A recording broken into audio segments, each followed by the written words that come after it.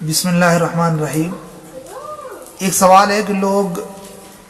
جب امام کو رکوع میں پاتے ہیں تو بھاگتے ہوئے شریک ہو جاتے ہیں، اس کا کیا حکم ہے؟ یاد رکھیں، اللہ کے رسول پاک صلی اللہ علیہ وسلم نے فرمایا اذا اقیمت الصلاۃ فلا تأتوها تسعون واتوها تمشون، جب جماعت کھڑی ہو جائے تو دوڑ کر مت آؤ بلکہ چل کر آؤ۔ وعلیکم بالوقار والسکینہ، اور سکون و وقار اختیار کرو۔ اذا ادرکتم الصلاۃ فصلوا، جب تم تمام رکعتیں پا جاؤ تو نماز ادا کر لو، اور کچھ رکعتیں چھوٹ جائے تو پھر اس رکعت کو بعد میں پورا کر لو۔ اس حدیث سے معلوم ہوا کہ رکعت کو پانے کے لیے دوڑ کر آنا مکروہ ہے، بلکہ بسا اوقات ایسا بھی ہوتا ہے کہ لوگوں کی نمازیں بھی نہیں ہو پاتی، اس طور پر کہ لوگ آ کر کے فوراً رکوع میں شریک ہو جاتے ہیں، جبکہ قیام فرض ہے اور تکبیر تحریمہ قیام کی حالت میں کہنا ضروری ہے،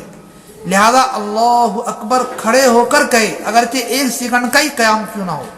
لیکن کھڑے ہونے کی حالت میں ہی اللہ اکبر کہے۔ لہذا اگر کوئی شخص جھکتے جھکتے رکوع میں جاتے جاتے اللہ اکبر کہتا ہے تو اس کا قیام ہی فوت ہو گیا،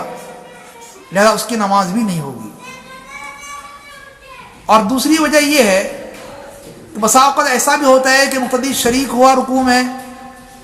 اور امام نے سر اٹھا دیا، تو گویا کہ اس کو امام کا رکوع بھی نہیں مل سکا، اور وہ نمازی یہ سمجھ رہا ہے کہ میں امام کے رکوع کو پا لیا ہوں، لہذا اس رکعت کو بعد میں قضا بھی نہیں کرتا، لہذا اس طور پر بھی اس کی ایک رکعت کم ہو گئی نماز میں تو نماز بھی نہیں ہوتی ہے۔ اصل یہ ہے کہ امام کی تکبیر کا اعتبار نہیں ہے، بلکہ امام کے سر اٹھانے کا اعتبار ہے۔ اگر امام نے رکوع سر اٹھا دیا، اگر یہ تکبیر بعد میں کہی ہو، اور پھر کوئی مقتدی کوئی مصلی شریک ہوا تو امام کے سر اٹھانے کے بعد شریک ہوا ہے، اس لیے اس کی شرکت کا اعتبار ہی نہیں ہے، اور مصلی نے دھیان نہیں دیا،